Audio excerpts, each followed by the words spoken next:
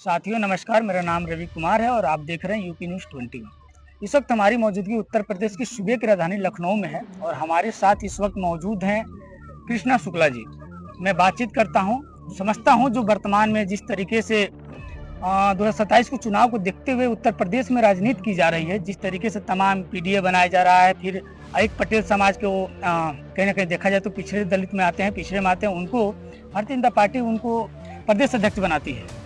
क्या पीडीए के काट देख रहे हैं या पीडीओ को हराने के लिए, पीडीओ को खत्म करने के लिए जिस तरीके से भारतीय जनता पार्टी में राजनीति हो रही है, मैं बातचीत करता हूं, समझता हूं कि पीडीए की क्या रणनीति है। सर आपका स्वागत है। बहुत बहुत धन्यवाद रवि जी।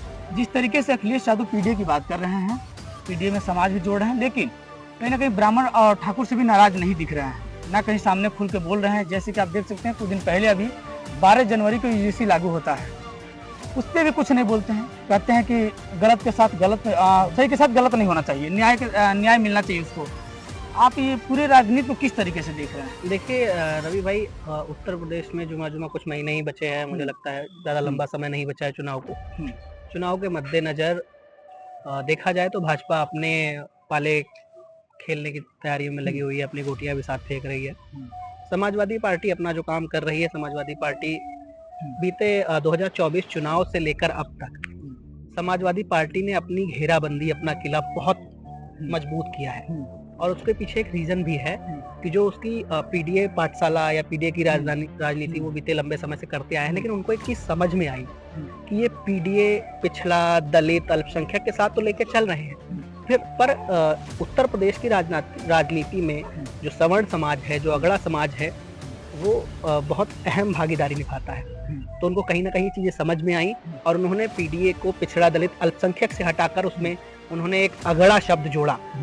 कहीं ना कहीं उनको ये समझदारी उन्होंने दिखाई कि इस अगड़े को लेकर चलना हमारे लिए उचित रहेगा, क्योंकि मायावती लंबे समय से कहती आई हैं कि जो सवर्ण समाज है वो हमारा समाज है, जबकि वो बहुजन समाज की राजनीति लंबे समय से करती आई।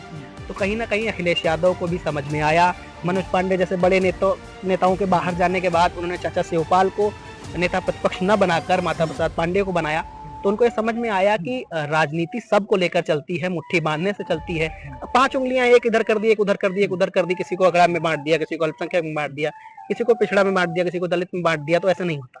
जब तक मुट्ठी एक नहीं होती है तब तक राजनीति नहीं होती। मुझे याद है जब अखिलेश यादव पीडीए का नारा दिए थे, हम लोग पीसी में थे, पिछड़ा, दलित, अल्पसंख्यक नाम दिए थे। वही तो मैं कह रहा हूं। लेकिन समय के अनुसार उसको पीछे कभी पंडित कर देते हैं, कभी पिछड़ा करते हैं, कभी कुछ, मतलब नाम उसका बदलते रहेंगे। अभी भी आप समाजवादी के कुछ नेताओं से बातचीत करेंगे और पीडीए के फुल फॉर्म पूछेंगे तो लोग क्लियर नहीं बता पाते हैं। उसकी एक दिक्कत है सबसे क्या बड़ी। उनको ये बात पता है कि स्वर्ण समाज के जो लोग हैं, जिनको 2% या 4% का गाली दी जा रही है, वो स्वर्ण समाज हमारे साथ नहीं रहेगा तो हम सरकार नहीं बना पाएंगे। और ये डर सिर्फ समाजवादी में नहीं, वो भारतीय जनता पार्टी हो या बहुजन हो, देखिए कोई छोड़ना नहीं चाह रहा है। देखिए रवि जी, सबसे बड़ी दिक्कत सिर्फ उत्तर प्रदेश की नहीं है, एक दिक्कत पूरे देश की है कि इन्हें वोट भी चाहिए लेकिन इन्हें बंटवारा भी चाहिए।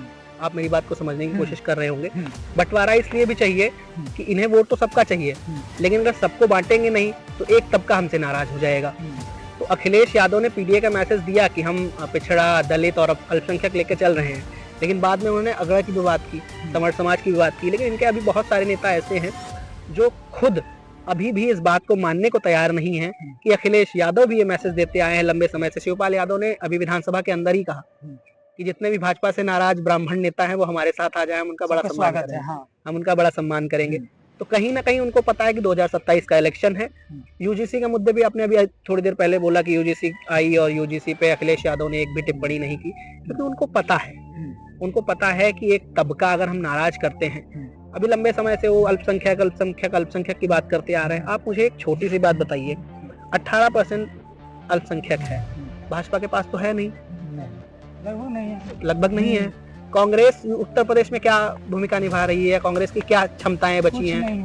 सीमित होकर रह गई है। तो बचा गया किसके पास? समाजवादी के पास। तो जब समाजवादी के पास पहले से अल्पसंख्यक है तो वो अल्पसंख्यक के लिए रोना क्यों रोएंगे?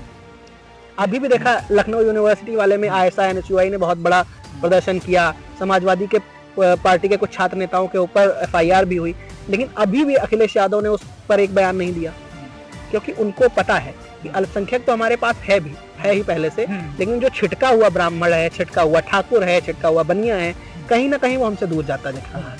तो उनको अभी उनको साधने की कोशिश जारी है और वो कोशिश में शायद 10 से 20%, 30% तक कामयाब भी हुए हैं। हम लोग 2024 का चुनाव, लोकसभा चुनाव कवर कर रहे थे पूरे देश में।